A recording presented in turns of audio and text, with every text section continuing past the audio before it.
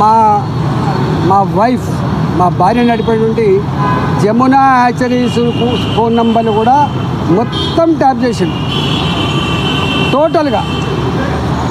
మా వాళ్ళు బిజినెస్లో ఏ మెసేజ్ అయితే పంపుకుంటారో మేమేమైనా మెసేజ్ పంపుతామో అవన్నీ కూడా వాళ్ళ దగ్గర రికార్డు దొరికింది. మొత్తం ఆ చాట్ అంతా కూడా నాకు ఇచ్చింది.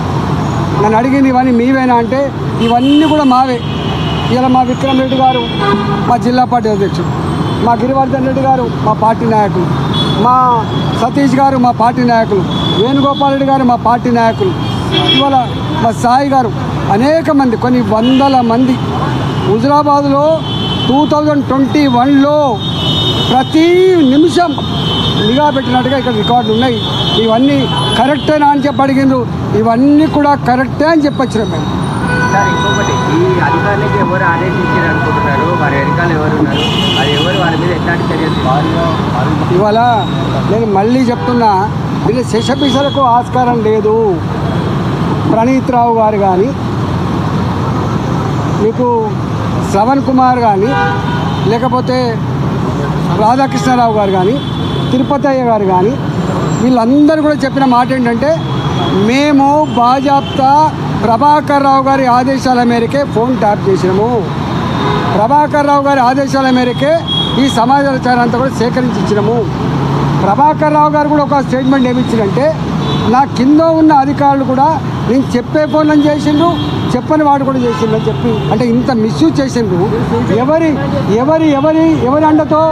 తప్పకుండా ఈ డిపార్ట్మెంట్ ముఖ్యమంత్రి గారి కంట్రోల్లో ఉంటుంది. ఈ ఇంటెలిజెన్స్ వ్యవస్థ కానీ, ఎస్ఐబి కానీ, లా అండ్ ఆర్డర్ కానీ, ఇవన్నీ కంట్రోల్ ఉండేది ముఖ్యమంత్రి దగ్గర ఉంటుంది.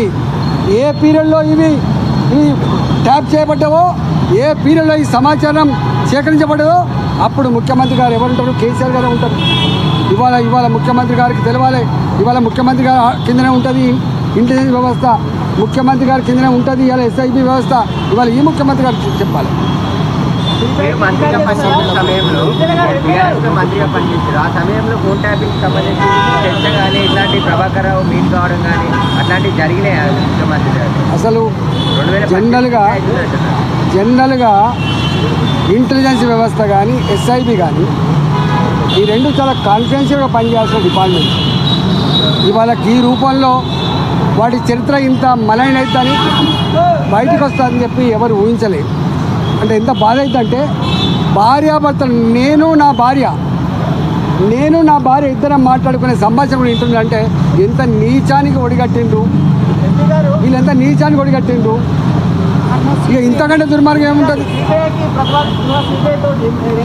ఒకవేళ ఈ ప్రభుత్వానికి దమ్ము లేకపోతే, ఈ ప్రభుత్వానికి నిజాయితీ లేకపోతే మేమున్నాం. సిబిఐకి అప్పచెప్పండి. ఎక్కడ ఏం జరిగిందో, ఎవరు దీంట్లో బాధ్యులో, ఎవరు దోషులో, వాడు ఎంతటి వారైనా పనిష్మెంట్ చేయగలిగే సత్తా సిబిఐకి ఉందని చెప్పి మేము డిమాండ్ చేస్తున్నాం.